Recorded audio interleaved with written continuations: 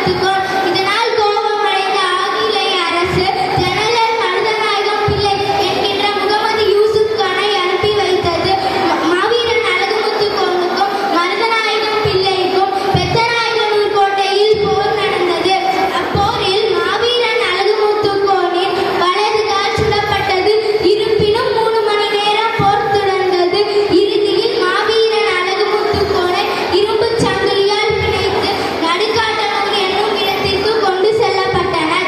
அங்கு பீரங்கி முன் நிறுத்தப்பட்டு வரி செலுத்தும்படி வற்புறுத்தப்பட்டனர். மன்னிப்பு கேட்டால் உயிர் மிஞ்சும் என்றும் கூறினார். ஆனால் மாவீரன் அழகுமுத்துக்கோன் மறுத்துவிட்டார். இதனால் மார்பில் பீரங்கி குண்டுகள் பாய்ந்து வீர மரணம் அடைந்தார். இப்போர் 1859 நடந்தது. மாவீரன் அழகுமுத்துக்கோனுக்கும் ஆங்கிலேயர்களுக்கும் எதிராக நடந்த இப்போரே இந்தியாவின் முதல் விடுதலை போராகும். இப்போர்